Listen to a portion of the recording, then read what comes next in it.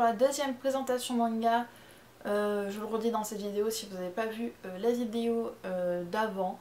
Donc je ne fais plus de kanji, je vais faire des présentations manga à partir de maintenant. Ce sera des vidéos plus courtes sur des débuts de tome, donc vraiment soit le tome 1, soit le tome 1 et 2, voire 3 si c'est une longue collection. Mais ce sera tout, donc si vous voulez les explications complètes, ce sera dans la description. Et aujourd'hui, comme vous avez vu sur le titre, on parle de Kazane. Et que je pense que tous ceux qui ont acheté le tome 6 de Silence Voice ont eu le fascicule. Et je trouve ça vraiment très intelligent de Kihun de l'avoir mis là, cette fascicule, parce que énormément de gens attendaient le tome 6 de Silence Voice, ont donc lu le fascicule et ont donc découvert l'histoire de Kazane, parce que moi je serais totalement passée à côté, même si la couverture est juste magnifique. Alors je vais vous la montrer réellement en entière. Parce que du coup en fait cette couverture est vraiment, se prolonge en fait, elle est sur toute la couverture qu'il faut déplier, vous voyez en entier.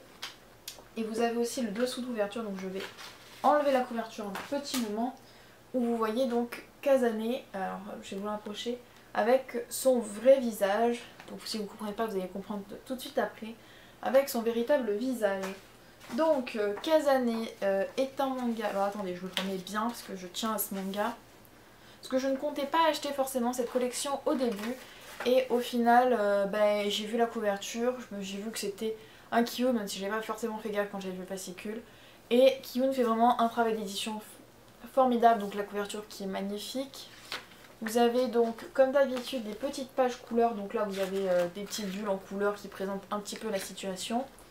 Toute une illustration magnifique. Et il me semble qu'il y en a, voilà, encore une en couleur, où on voit le début de l'histoire et on voit que Kazane se fait maltraiter. Donc il faut savoir, alors avant que je rentre vraiment dans l'histoire, alors c'est vraiment un très gros tome. Oui, donc j'avais noté que, alors je ne sais pas si je l'ai dit, mais donc c'est un seinen de Dora Matsura aux éditions Kihun. Voilà, comme ça je suis sûre de l'avoir dit si j'ai dit 2 fois. Comme ça vous êtes sûr de vous en rappeler. Donc le tome 2 sort le 10 mars et il y aura au minimum 5 tomes dans cette série vu qu'il y a actuellement 7 tomes au Japon et que ce n'est pas terminé. Donc ça promet une série en 10-15 tomes. Je l'espère pas une série en 40-50 tomes parce que là ça va... Oh, je vois déjà que j'ai plus de place dans ma collection. Bon passons. Donc Kazane est donc en fait la fille d'une très belle actrice, voilà, et un jour l'actrice, donc sa mère décède. Mais en fait il s'avère que Kazane a un visage assez... Je sais pas les dire mots. Ouais, un visage donc repoussant, presque difforme. Voilà, pour ne pas être insultante avec cette pauvre Kazane que j'aime beaucoup. Et donc du coup, comme c'est une petite fille, vous savez comment les enfants sont totalement gentils les uns envers les autres. Du coup elle se fait littéralement maltraiter, elle se fait donc insulter, harceler et tout ça. Et lors d'une pièce de théâtre, donc comme au Japon très souvent, je sais plus si ça arrive très souvent en France, je me souviens plus, tellement longtemps que je suis pas allée à l'école. Donc ils font une pièce de théâtre, une connasse, là je reprends les termes de Seiyu Taku parce que j'ai vu ta vidéo avant de faire la mienne, donc si tu passes sur cette vidéo je te fais un petit coucou. Donc Seiyu qui a aussi fait une vidéo sur la présentation de ce manga. Donc je reprends ton terme parce que moi aussi j'ai trouvé que c'était une vraie connasse et là je suis désolée du terme mais... Ah non mais là, petite fille ou pas, là c'est pas possible, tout ce qu'elle fait c'est pas humain. Donc cette gentille petite fille littéralement va proposer Kazane en sachant très bien que Kazane a un visage difforme et tout ça. Ils vont l'exclure des répétitions et la dite petite fille va prendre sa place lors des répétitions, donc la répétition de la pièce de Cendrillon. Kazane, elle de son côté, va vachement travailler son rôle et tout ça. Histoire de... Elle connaît tout par cœur, elle a entraîné sa voix, elle fait vraiment tout ce qu'il faut. Et le jour de la représentation, donc là je vous montre des images en même temps, elle joue tellement bien que le public ne fait même plus attention à son apparence, ce qui énerve la connasse, voilà je vais l'appeler comme ça, je n'ai même pas retenu son prénom, et qui du coup lui dit fais-toi porter malade, enfin vraiment elle la menace pour qu'elle quitte la pièce et qu'elle prenne sa place.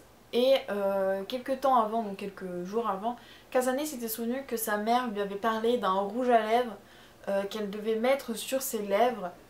Et elle se souvenait plus exactement de la phrase, mais en gros c'était elle devait mettre ce rouge à lèvres sur ses lèvres et embrasser l'objet de ses désirs. Mais elle ne savait pas ce que ça faisait ni rien.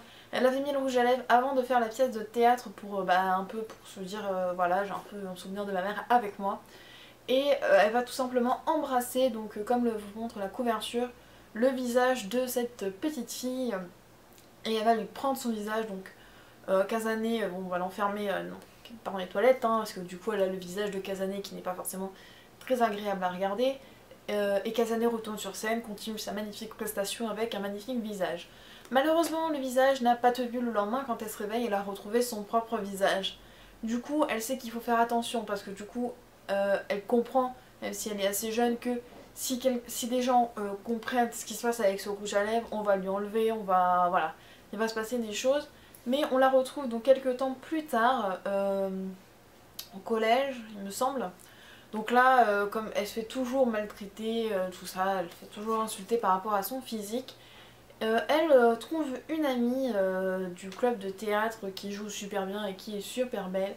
Et c'est vrai qu'à ce moment-là, moi je me suis dit, est-ce que ça va pas partir en truc tout mignon, gentil?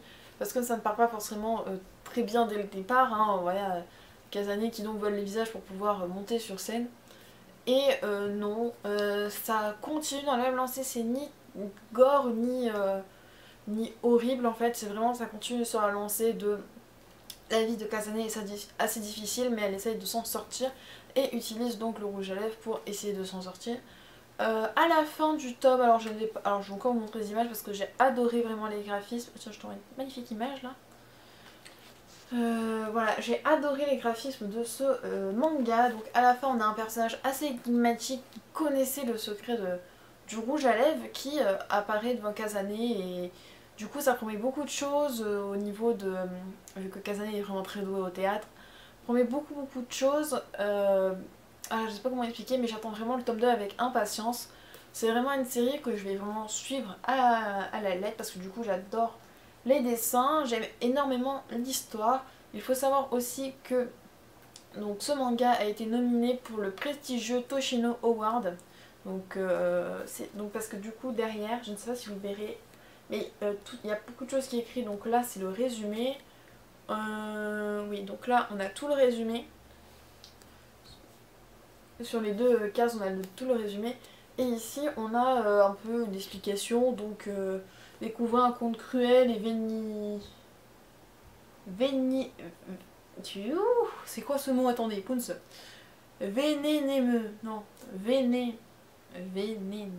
Ouh. Putain, ça faisait longtemps que j'avais pas vu ce mot. Vénéneux. Dans lequel la puissance évoque...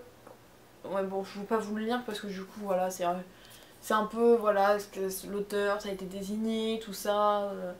Donc, vraiment, un très bon manga, une très bonne découverte. Je ne vais pas m'empêcher de vous montrer les dessins. Voilà, donc Kazane, la voleuse de visage dans son nom entier, mais je pense que beaucoup l'appelleront Kazane. Et vraiment un très bon manga. Je pense que je vais arrêter cette vidéo là parce que je viens de voir le compteur. Et mes présentations manga sont des vidéos courtes et je vois que celle-là va approcher des 8 ou 9 minutes. Mais je voulais absolument vous parler tout en détail de ce manga que j'ai lu peut-être 1 ou 2 jours, même pas avant l'avoir, après avoir acheté, parce qu'il faut savoir que j'ai une pile de mangas comme ça, enfin voilà, hop, on va montrer un peu la caméra, comme ça à lire et que j'ai dit je veux absolument lire Kazane tout de suite parce que il me tentait énormément. Donc vous aurez mon avis sur le tome 2 dans des bilans lecture très sûrement. Donc voilà, et ben je vous dis à la prochaine, ciao.